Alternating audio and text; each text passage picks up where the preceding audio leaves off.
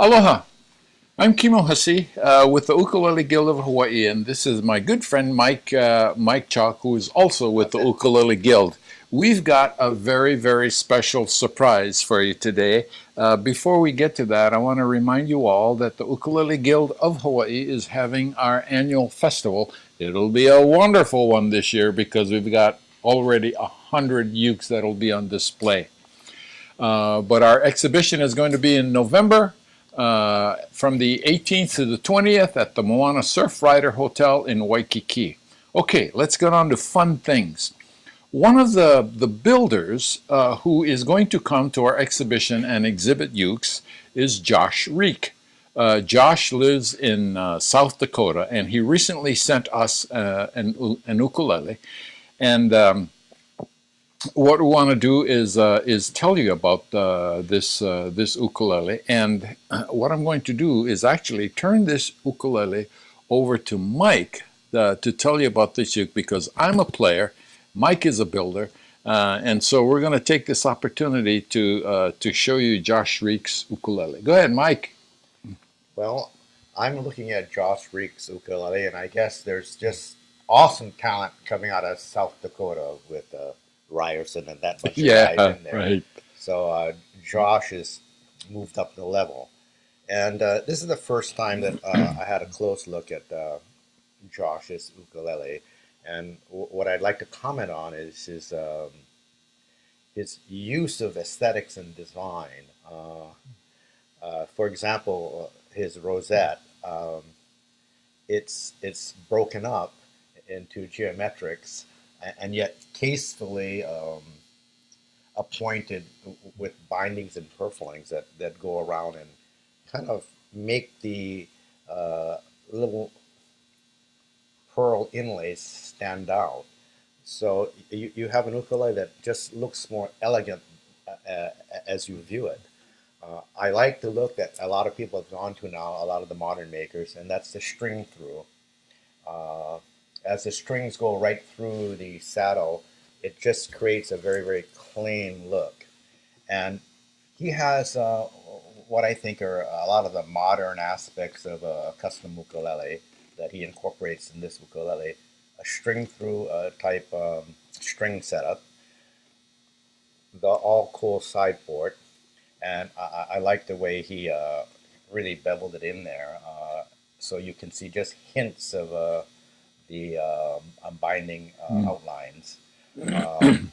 And his cool marker dots because they're players. They don't have to have all the little funny things in front. The player just needs to know from the overview, the side dots, where the frets are. Actually, they don't mean anything at all. But he has just a very tasteful 12th fret marker, and all that just makes it clean.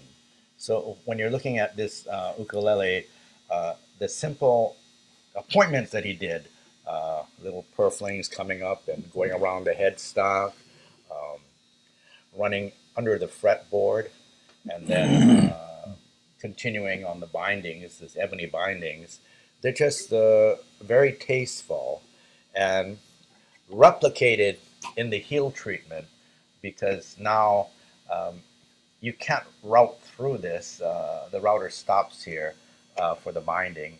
So he was able to match the binding line and the purfling line with the heel cap and a veneer underneath to make everything look like one, which is just a very nice detail. So when I see an ukulele like this, I just like the fact that he did some really cool things. Now on this heel, it's hard to see from you guys, but from where I am, he took instead of like a Spanish type or a woman's high heel, he did or a semicircle for a heel. He did an articulated heel shape, which is actually scooped out on one side and extended to the base of the Oh. neck. So actually, when you slide my left hand in and my thumb, I just fit really nice in there. So I think not only did he create a very nice detail, but it's a functional detail as well. It's very, very subtle, but Well, that's right, because it's not symmetric this no, way. he's Yeah. not symmetrical at Oh, all, cool. and neither is your hand. Yeah. So I look at this, and he also did the same treatment on the opposite side. So as you wrap your thumb around, and everything fits.